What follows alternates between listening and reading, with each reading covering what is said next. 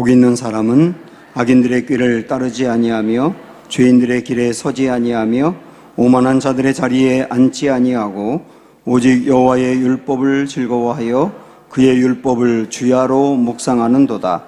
그는 시냇가에 심은 나무가 철을 따라 열매를 맺으며 그 잎사귀가 마르지 아니함 같으니 그가 하는 모든 일이 다 형통하리로다. 악인들은 그렇지 아니하며 오직 바람에 나는 겨와 같도다.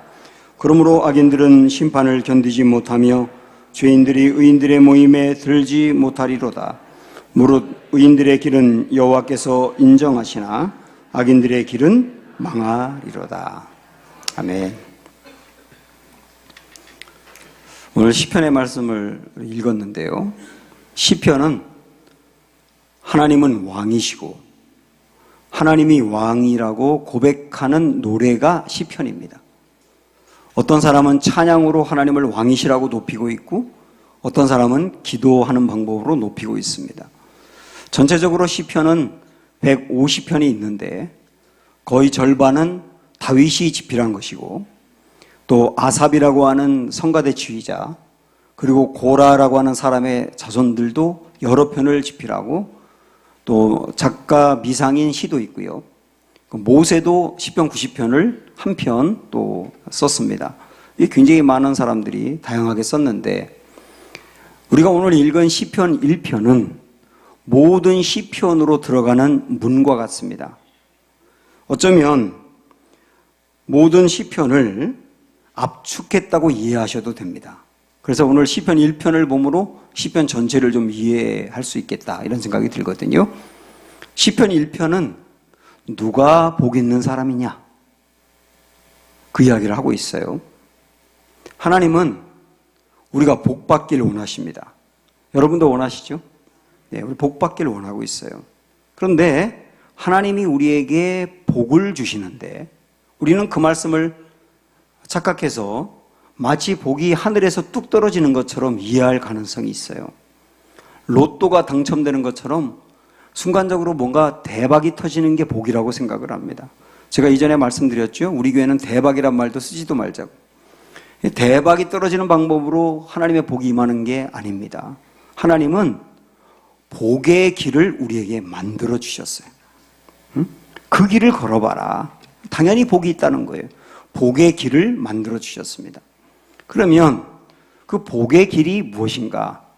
이것을 보기 위해서 먼저 일반적으로 세상 사람들이 생각하는 복의 길은 무엇인지를 보아야 됩니다. 그게 1절이거든요.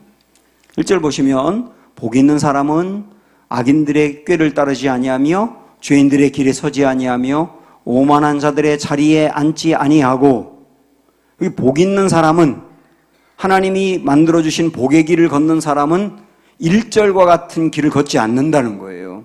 그 1절과 같은 길은 뭐냐면 일반적으로 사람들이 생각하는 복의 길입니다. 일반적으로 사람들이 생각하는 복의 길이 뭐냐면 악인들의 꾀 그리고 죄인들의 길 오만한 자들의 자리라고 했거든요.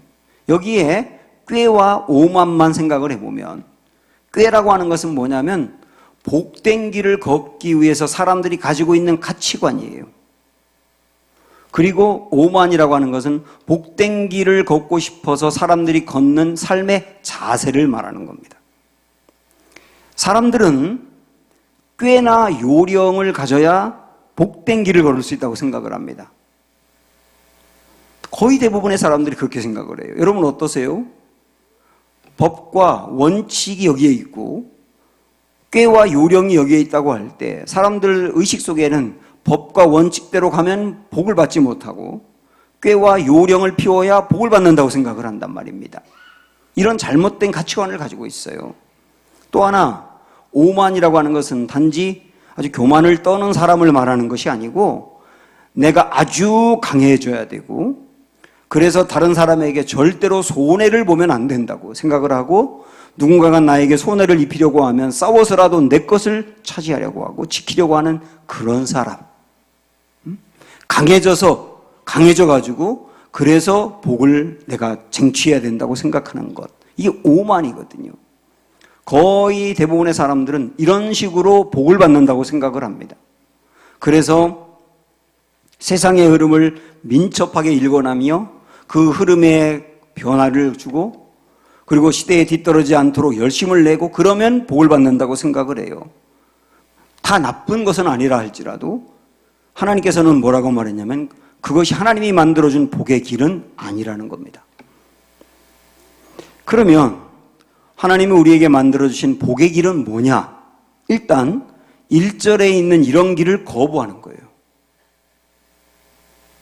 그게 복의 길이 아니라고 여기며 그걸 거부하고 그리고 2절의 길을 걷는 사람입니다. 자, 같이 보세요. 시작. 오직 여호와의 율법을 즐거워하여 그의 율법을 주야로 묵상하는도다. 이게 바로 하나님이 우리에게 주신 복의 길이에요. 2절의 이 말씀을 조금 더 구체적으로 말씀을 드리면 여기에 율법이라고 하는 것은 성경을 말하는 겁니다. 그래서 단지 성경을 많이 읽고 그리고 성경 말씀을 잘 묵상하면서 큐티 생활을 하면 그 사람은 복 받는다. 뭐 이런 의미가 아니에요. 그 내용들을 다 포함해서 좀 포괄적으로 성경이 길이요 진리요 생명이라는 것을 믿는 거예요. 성경이 내 인생이 나아가야 될 길잡이가 되고 내가 붙들어야 될 진리가 되고 궁극적으로 내 인생에 생명을 준다는 것을 받아들이는 거예요. 여러분 어떠세요? 이 성경이 길과 진리와 생명이 된다는 것을 받아들이는 거라고요. 그리고 받아들일 뿐만 아니라 이 성경의 말씀을 기준으로 따라 사는 삶입니다. 그게 2절의 복의 길이에요. 물론 이 길로 걷다가 넘어지기도 합니다. 2절의 길을 걷다가 1절로 갑자기 가기도 해요. 그러나 다시 벌떡 일어나고 회개하며 이건 아니야. 이 길로 걸어야 돼. 그렇게 인생의 방향을 턴할 수 있습니다. 넘어지긴 하지만 어느 게 길인지를 아는 거예요. 그게 2절에서 말하는 복의 길입니다. 다시 한번 정리하면 1절은 세상식의 복의 길이고 2절은 하나님식의 복의 길입니다.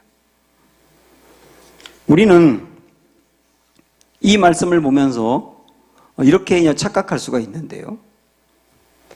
악인들의 꾀를 따르지 않고 죄인들의 길에 서지 않고 오만한 자들의 자리에 앉지 않고 하나님의 말씀을 길이요 진리요 생명으로 여기고 그 말씀대로 따라 살면 하나님이 그렇게 따라 사는 모습을 보면서 귀하게 여겨서 많은 복을 주신다.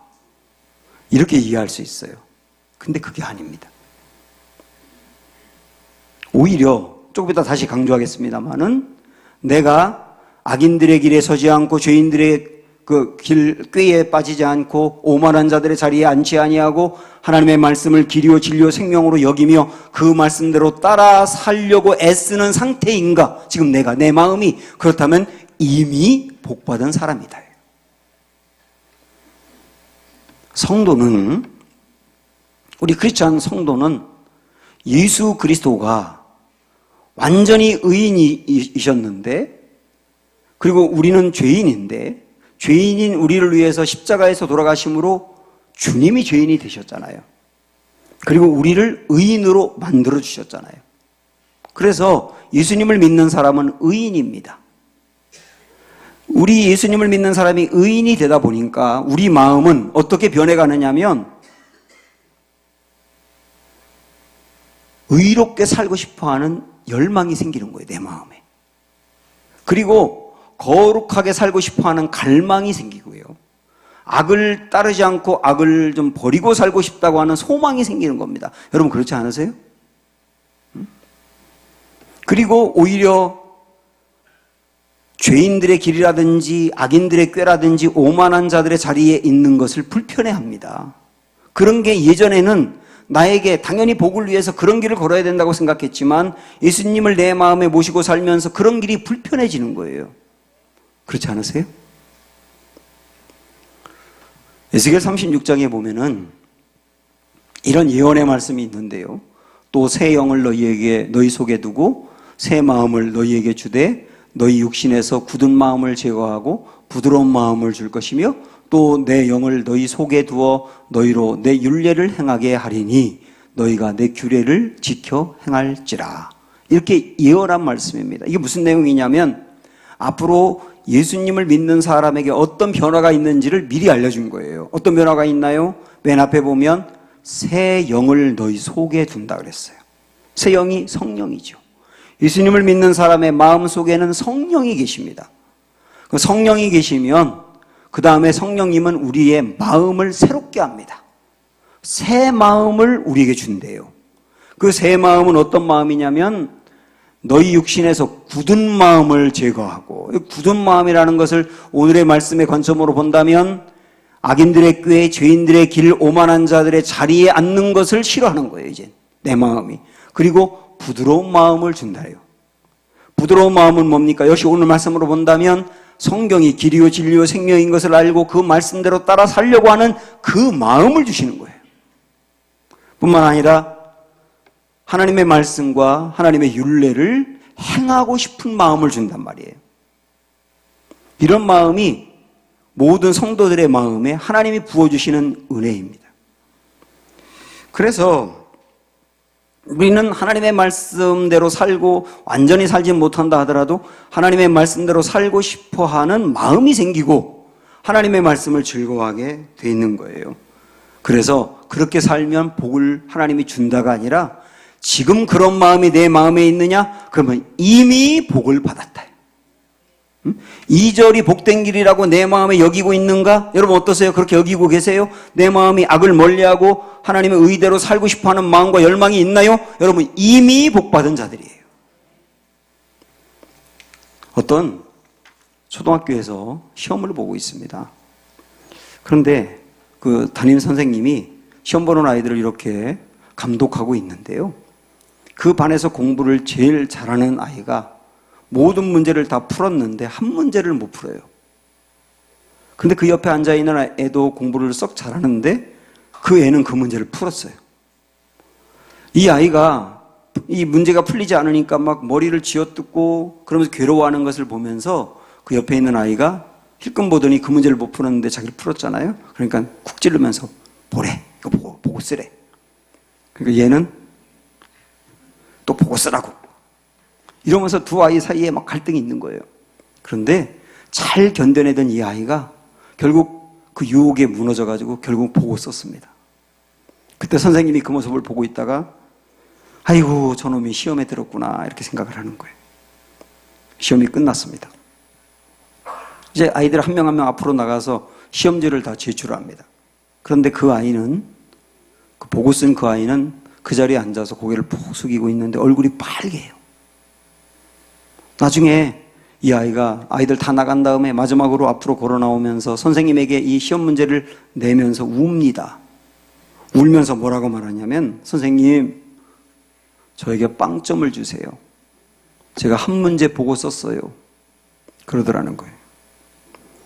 선생님이 이 아이를 끌어안고 내가 복이 있다 그랬다는 거예요. 여러분 이 이야기 들으니까 어떠세요? 여러분 애가 지금 학교에서 그래가지고 빵점을 받았다 그러면 이 무슨 지나갔어야지. 이게 이렇게 살면 이 정직하게 살면 이 아이가 앞으로 복을 받는다가 아니라 이 정직한 마음이 이 아이의 마음에 있다면 이미 복을 받은 거다. 어느 신학대학에서 한 신학생이 스스로 1년 유급을 받았습니다. 왜 그랬냐면 이 학교 신학교에서는 다 채플이라 그래서 일주일에 한 번씩 예배를 드리거든요. 그리고 이 채플에 몇 번 이상 결석하면 유급이 됩니다. 그런데 결석을 하더라도 교회에 중요한 행사가 있다는 증명서를 내면 출석한 거로 간주해 줍니다. 근데 이 신학생은 교회에 집회나 이런 게 없는데도 불구하고 가짜로 증명서를 만들어서 내가지고 몇 번 결석을 했어요. 그리고 또 통과가 됐어요. 그런데 이 신학생 마음에 그것이 계속 걸리기 시작하는 거예요. 고민하다 급기야 이런 생각을 합니다. 내가 거짓 증명서를 내고 졸업을 할 수 있을 텐데 그러면 나는 거짓된 신학생이고 거짓된 목사가 될 텐데, 그러면은 거짓된 목사가 목회라면 나쁜 목회가 되지 않겠냐, 이런 생각을 해가지고 스스로 학생처를 찾아가가지고 거기에서 자기가 거짓 증명서를 냈다고 고백을 하고 1년 유급을 당한 거예요. 이 학생이 이미 복이 있는 학생이라고. 이런 정직한 마음을 갖는 걸 보고 하나님이 정직한데 앞으로 너 교회 목회하면 부흥시켜줄게, 이런 게 아니고 이런 마음을 갖고 있는 상태가 이미 복받은 거라고요. 여러분 어떠십니까? 여러분 안에 의롭게 살고 싶어하는 열망과 죄를 멀리하고 싶어하는 소망과 거룩하게 살고 싶어하는 갈망과 1절이 아니라 2절의 길을 걷고 싶어하는 마음이 있나요? 이미 복받은 분, 여러분 바로 그런 분들이라니까요. 그런데 제가 말씀 준비하면서 가만히 생각을 해봤습니다. 우리 교우들은 진짜 2절같이 사는 걸 복이라고 여길까? 그리고 저를 생각해봤습니다.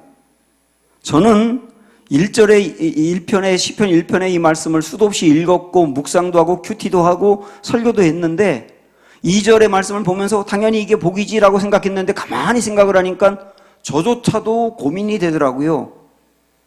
정말 우리의 자녀들이 1절의 길이 아니라 2절의 길을 간다 그러면 잘했어, 그 길이 복된 길이야 라고 나는 박수 쳐주며 응원할까?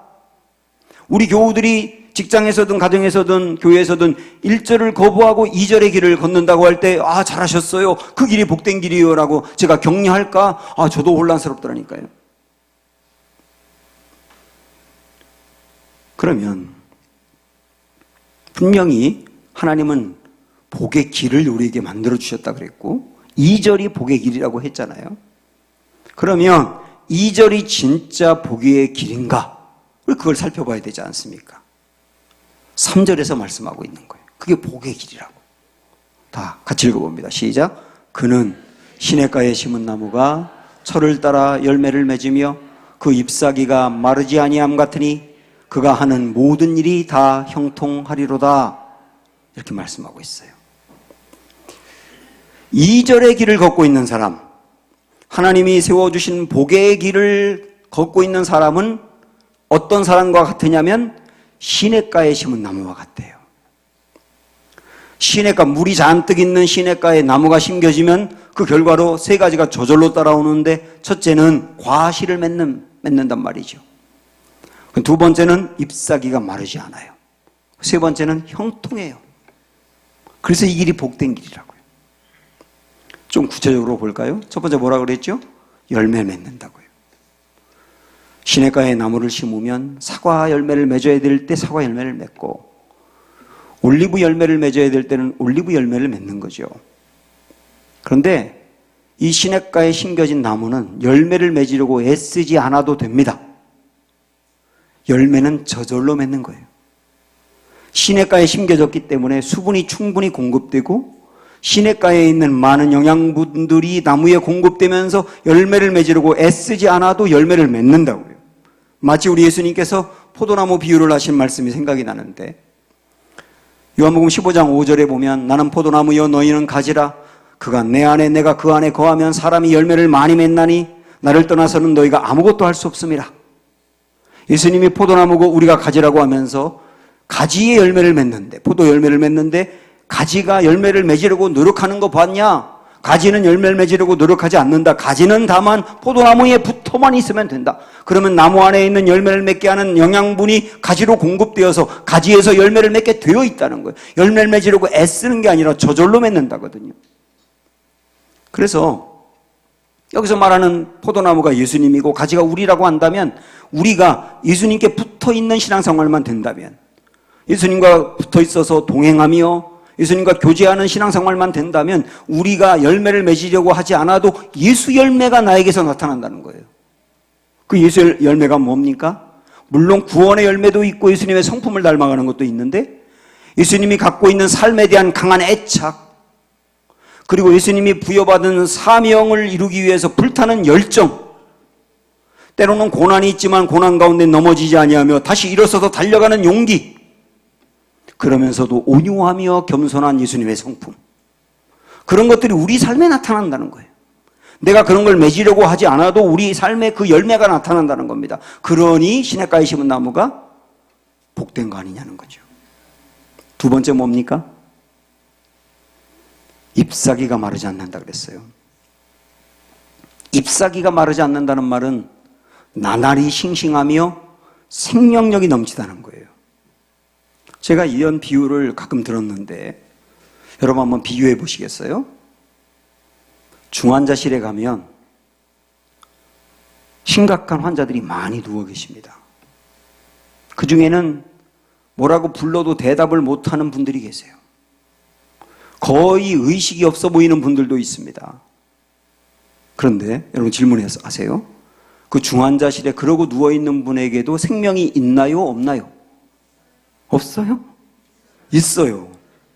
그래도 생명은 있어요. 근데 그 생명을 뭐라고 할 수 있냐면 간신히 붙어있는 생명이라고 하는 거예요. 그런데 얼마 전 설 연휴 때 제가 이쪽을 산책하게 됐는데요. 저쪽에 풋살장이 있지 않습니까? 풋살장 옆블럭이 지나가는데 청소년들이 축구를 하고 있더라고요. 그런데 그 축구하는 아이들이 전부 다 반팔을 입고 있는 거예요. 이 겨울에 추워가지고 전부 다 두꺼운 옷을 입고 있는 이때 걔네들은 반팔 입고 운동하고 있더라고요. 땀을 뻘뻘 흘리면서 저는 그 아이들을 보면서 어떤 생각이 들었느냐면 야, 생명은 생명인데 왕성한 생명이구나. 두 생명이 있어요. 중환자실에 누워있는 간신히 생명이 붙어있는데 그것도 생명은 생명이야. 근데 왕성한 생명이 있다고요. 신앙인도 똑같아요.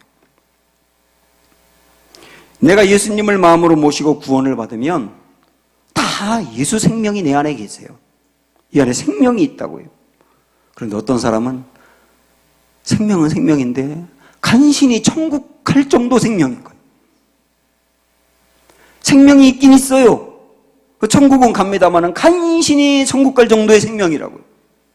이런 사람들은 일상적인 삶에서 믿음이 나타나지 않아요.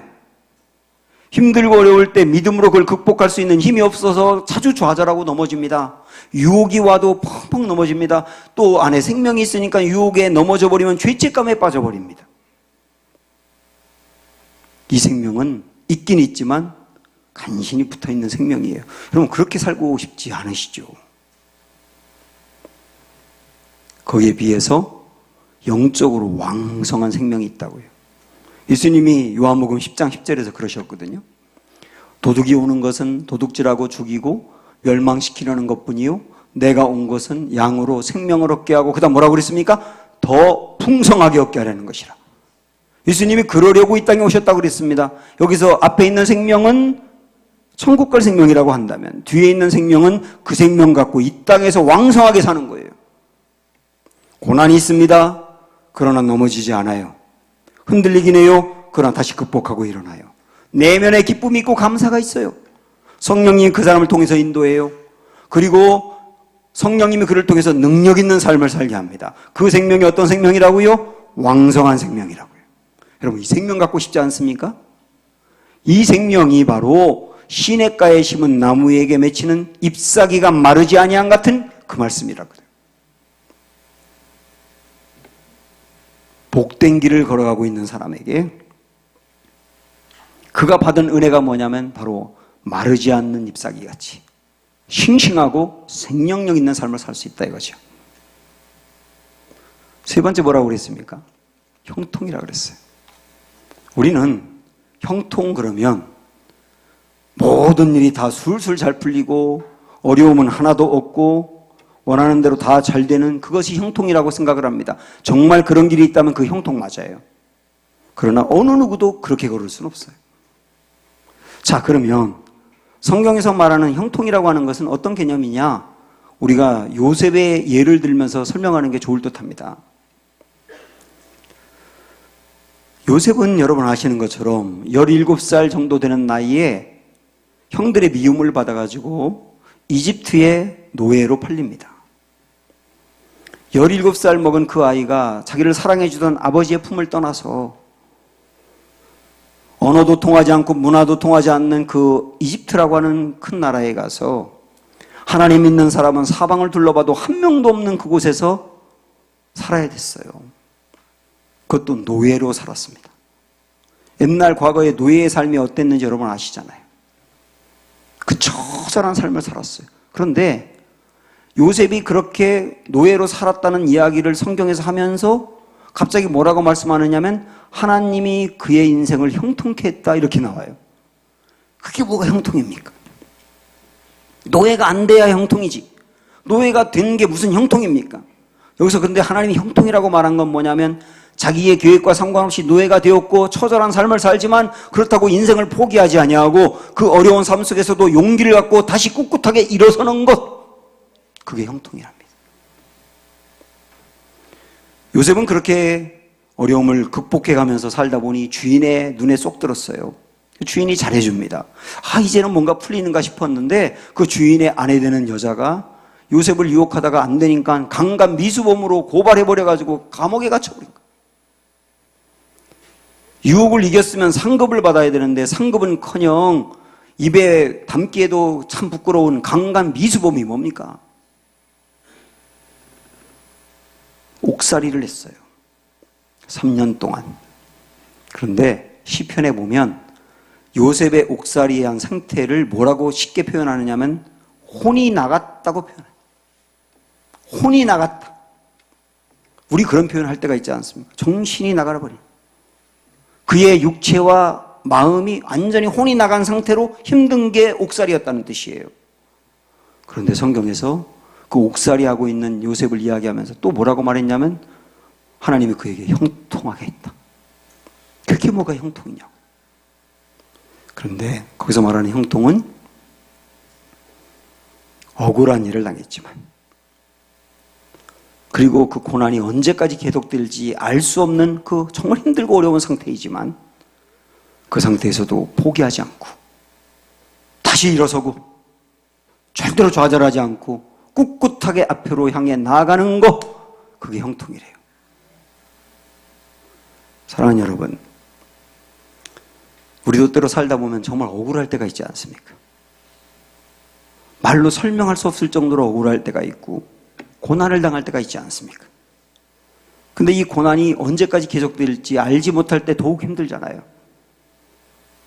그런데 시냇가에 심은 나무 같은 사람이 되면, 하나님의 복의 길에 서 있는 사람이 되면 설령 그 참혹한 억울함과 고난이 찾아온다 하더라도 그 상황에서 포기하지 않는답니다. 다시 일어선답니다. 다시 전진해 나아간답니다. 아무리 세상과 아무리 환경이 그를 공격한다 하더라도 요동하긴 하지만 넘어지지 않는답니다. 이게 형통입니다. 하나님이 이런 은혜를 부어주신다고 말씀하고 계신 거예요. 진짜 그러면 시냇가에 심은 나무가 된다는 것이 얼마나 귀한지 아시고 이게 복이라는 거 아시겠죠? 그런데 그럼에도 불구하고 여전히 그래, 말씀은 맞지만 현실적으로는 2절의 길보다는 1절의 길을 걷는 게 좋겠어 라고 생각하는 마음이 우리 안에 있어요. 왜냐하면 1절의 길을 걸으면 눈에 보이는 성공이 있을 것 같고 복이 있을 것 같거든요. 근데 말씀은 이렇게 이야기하니까 우리가 혼란을 느끼기도 하는 거예요. 말씀대로 따라 살까? 아니면 1절이 옳은 길일까? 매 순간마다 고민하고 선택해야 된단 말입니다. 자, 여기서 2절의 말씀을 하나님이 주신 말씀이라는 걸 여러분 여기는 게 중요해요. 하나님이 진짜 복된 길을 알려줄까? 2절이야. 이렇게 말씀하신 거거든요. 여러분이 이 길을 진짜 마음으로 받아들이는 게 중요합니다. 그런데 우리 안에 그 믿음이 혼란이 있을 때가 있다고요. 그래서 이 믿음의 문제를 이 말씀과 연관해서 제가 오늘 신앙 칼럼에 썼는데 이 신앙 칼럼에 있는 이 말씀을 제가 좀 간단하게 말씀을 드릴게요. 보지 마세요. 그냥 제 말씀 들으세요. 이 신앙 칼럼의 제목이 믿음의 크기보다 대상이 중요하다. 그렇게 제가 썼거든요. 성도들 중에는 믿음이 커야 된다고 생각을 하고 믿음의 크기에 따라서 하나님이 우리에게 주는 게 달라진다고 생각을 합니다. 여러분 그렇게 생각하지 않으십니까? 믿음이 크면 하나님이 큰 만큼 많이 부어주고, 믿음이 작으면 작게 부어주고. 그래서 큰 믿음을 가지라고 목회자들도 강조하고, 그러다 보니까 큰 믿음 교회라는 교회도 있더라고. 큰 믿음을 가지라. 여러분, 이게 뭡니까? 마치 뭐와 비슷하냐면, 제가 성도들을 위해서 가끔 이렇게 안수하며 기도할 때, 목사님, 기도를 세게 해주세요, 이러는 분이 있어요. 저는 혼란스러워. 이거 어떻게 하는 게 세게 하는 건가? 안수할 때 머리를 꽉 누르는 게 세게 하는 건가? 아니면 기도할 때 큰 소리로 하면 세게 하는 거고, 미십니다 하면 그게 세게 하는 건가? 혼란스럽다니까요. 목사가 세게 누른다고 복이 크게 오고, 조그맣게 얘기한다고 복이 사라지고, 그런 게 아니고, 복을 주는 대상은 제가 아니고 하나님이시거든요. 큰 믿음을 가져야 된다. 그러면 하나님이 크게 부어준다라고 생각하는 것은 복의 대상이 나라고 생각을 하는 거예요. 내가 큰 믿음을 가지면 하나님은 내가 큰 믿음 가진 만큼 끌려오셔서 크게 부어주고, 내가 작은 믿음을 가지면 하나님은 작게 주고, 복의 대상이 하나님이 아니고 나라고 하는 거거든요. 복은 내 믿음에 따라서 좌우되는 게 아니에요.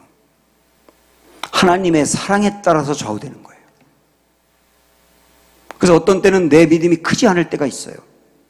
믿긴 믿는데 온전히 믿지 못하는 것 같기도 하고, 혼란스러울 때가 있는데, 여러분, 내 믿음이 작으니까 하나님 너 믿음 작아서 안 되겠다고 안 주는 게 아니란 말이에요. 이런 비유를 들었거든요, 칼럼에. 자, 여러분 잘 들어보세요. 두 사람이 비행기를 탑니다.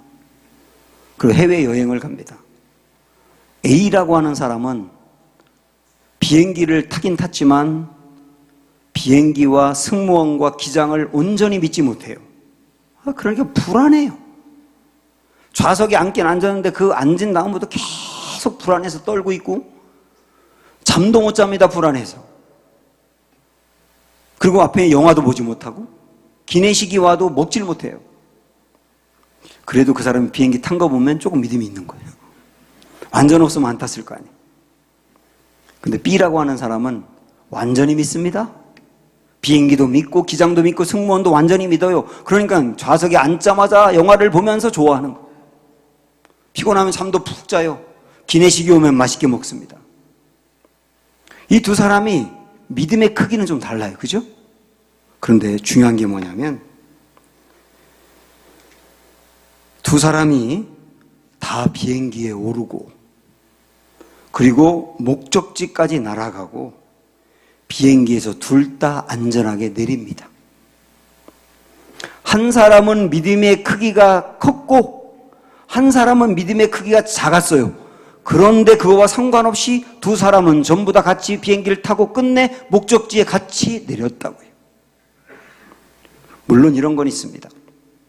믿음이 크다 보니 평안하고 누릴 수는 있었어요. 믿음이 작다 보니 불안하고 누리지 못한 건 있었어요. 그러나 믿음이 크고 작은 거와 상관없이 목적지까지 도착하는 것은 두 사람 다 똑같았다고. 결국은 믿음의 크기보다 중요한 게 믿음의 대상입니다. 이처럼 우리가 신앙생활하면서 어떤 일에 대하여, 어떤 문제에 대하여 기도하는 것에 대해서 내 믿음이 크냐 작냐 그것에 따라서 좌우되는 게 아니라고요. 내 믿음이 크니까 하나님이 줄 거야. 내 믿음이 작으니까 안 줄 거야가 아니라, 우리가 딱 바라봐야 될 대상은 내 믿음이 크고 작음이 아니고 하나님이라는 거예요. 내가 믿는 분이 하나님이라고 하는 거, 기도하는 대상도 하나님이라고 하는 거. 오늘 복과 연관하면 복의 길을 열어주신 분이 하나님이고, 2절같이 걷는 사람은 진짜 복되다고 말씀하신 분이 하나님이에요. 그러나 우리는 아직까지 흔들리기도 한다고요. 믿음이 작아서요. 괜찮아요. 그러나 2절같이 걷는 그 길이 복된 길이라고 말씀하신 분이 하나님이라는 걸 딱 붙들고 거기에 내 발을 얹어 놓는 겁니다. 넘어질 때도 있겠지요. 그러나 다시 일어나서 2절의 길이 옳은 길이다라고 걸으며 여전히 계속 가는 거예요. 그들에게 진짜 시냇가에 심은 나무 같은 그런 충만한 복을 누리는 날이 온다고 말씀하는 거예요. 여러분이 그렇게 받아들이며 그 길에 서면 되는 겁니다. 반면 2절의 복의 길을 걷는 것이 아니고 1절의 세상식의 복의 길을 걷고 있는 사람은 어떻게 된다고 했냐? 당장은 그 사람들이 복을 받는 것 같지만 끝내 이렇게 된답니다. 4절에 말씀했죠. 악인들은 그렇지 아니하며 오직 바람에 나는 겨와 같도다. 바람에 나는 겨가 뭡니까? 바람에 나는 겨는 요동합니다. 겉으로 보면 쌀에 알맹이가 있는 거와 없는 게 겉으로 보면 표시가 안 나지만 바람에 날려보면 쭉정이는 날아가거든요. 그 1절의 삶을 사는 게 복된 길인 것 같지만 그 길이 가짜 복이라는 거예요. 그리고 그 길을 걷는 사람은 진짜 복을 받는 게 아니라 요동할 수밖에 없는 것이다. 주님 이렇게 말씀하고 있는 겁니다. 그래서 우리는 하나님이 세워주신 그 복의 길이 온전한 길이라고 여기고 어떤 유혹과 어떤 상황과 문제와 선택의 길을 만났을 때도 사랑하는 여러분 축복합니다. 2절의 길을 걸으시기를 축원합니다. 그리고 그 길이 진짜 복인 걸 여러분 경험하셔서 내 경험으로 2절이 옳다고 증언하는 삶을 사시기를 주님의 이름으로 축원합니다. 주는 완전합니다. 함께 찬양합니다.